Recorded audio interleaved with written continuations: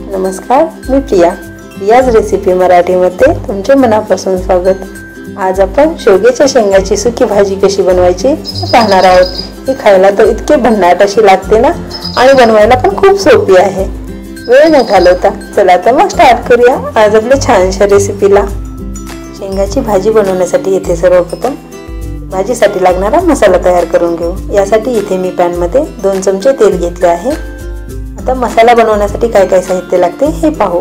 बारीक चिरलेला कांदा, ओल्या नारळाचे तुकडे, बारीक चिरलेले टोमॅटो, अद्रकचे तुकडे आणि कोथिंबीर आणि लसूण मी मिक्सर मधून वाटून घेतले आहे ते घेऊ। तुम्ही याऐवजी लसणाच्या पाकळ्या पण घेऊ शकता। आता इथे सर्वप्रथम पॅन मध्ये बारीक चिरलेला कांदा घालून घेऊ आणि कांद्याला सोनेरी कलर येईपर्यंत आपल्याला हा परतून घ्यायचा आहे।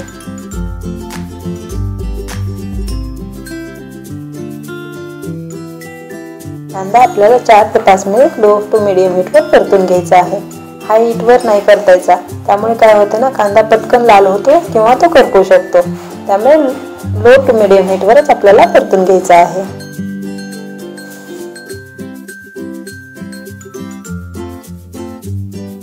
चार ते 5 मिनिट झालेले आहेत आणि तुम्ही इथे बघू शकता कांद्याला हलकासा सोनेरी कलर पण आलेला आहे।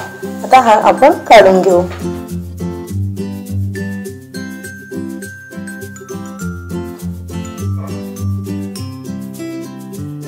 कांदा काढून झाला की याच पॅन मध्ये ओल्या नारळाचे तुकडे घालून घेऊ आणि याला पण हलकासा सोनेरी कलर येईपर्यंत परतून घ्यायचे आहे।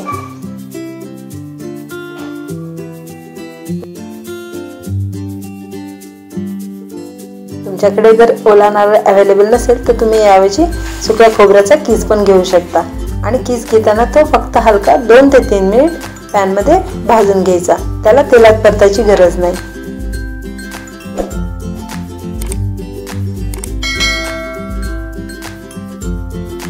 ओला नारळ परतण्यासाठी थोडासा टाइम जास्त लागतो। कमीत कमी हा आपल्याला 7 ते 8 मिनिट लो टू मीडियम हीटवर परतून घ्यायचा आहे।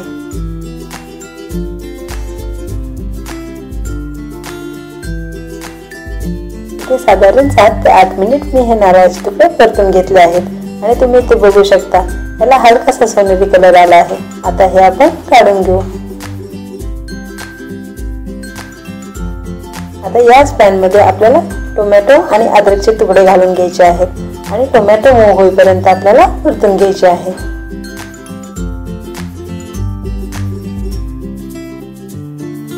टोमॅटो मऊ झाले की यामध्ये लसूण मीठ घालायचे आणि हे पण आपल्याला परतून घ्यायचे आहे।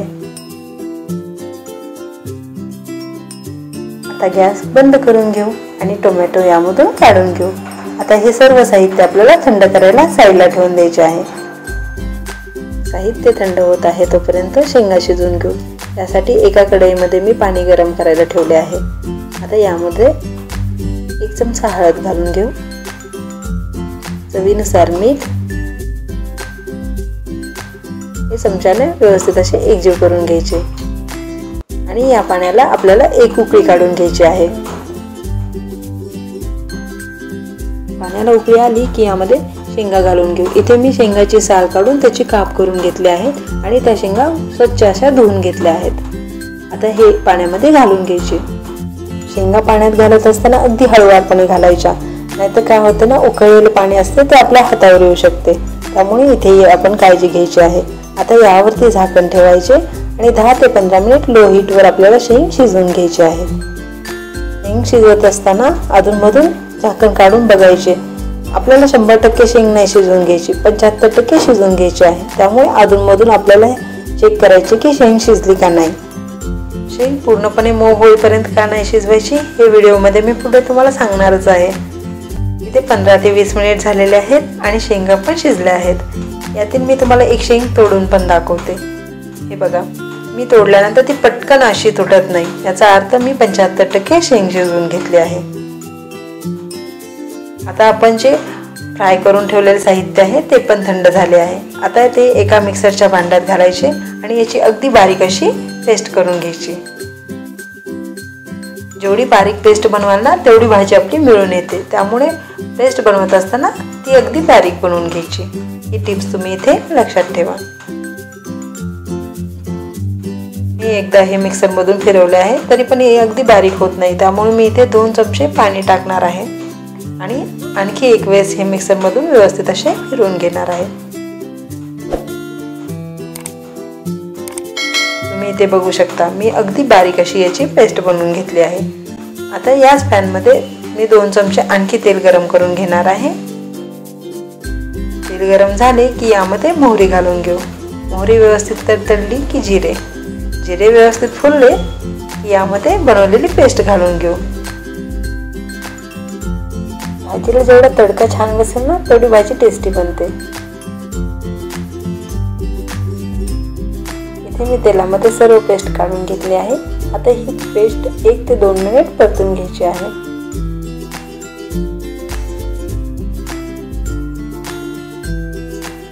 पेस्ट परतून झाली की यामध्ये सुके मसाले घालून घेऊ। 1 चमचा लाल तिखट, अर्धा चमचा धनेपूड, अर्धा चमचा मटन मसाला। हा मसाला घालून तुम्ही एकदा भाजी ट्राय करा, खूप छान लागते। आणि चवीनुसार मीठ, आपण शेंगामध्ये पण मीठ घातले आहे हे लक्षात ठेवून इथे आपण चवीनुसार मीठ घालून घ्यायचे आहे।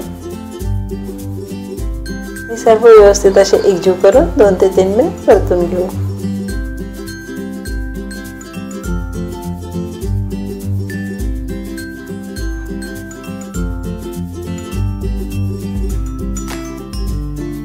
साधारण 2 ते 3 मिनिट मी हे मसाले परतून घेतले आहे। तुम्ही ते बघू शकता मसाल्याने तेल पण साईडला सोडले आहे।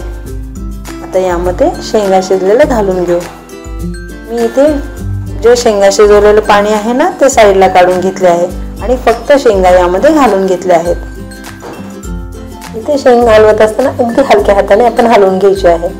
पूर्ण शेंगाला मसाला कोट व्हावा इतपतच आपल्याला हलवायचे आहे।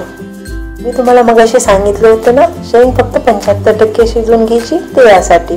जर आपण पूर्णपणे शेंग शिजवून घेतली तरी त्या हलवत असताना शेंगा तुटू शकतात, त्यामुळे ही टिप्स तुम्ही इथे लक्षात ठेवा।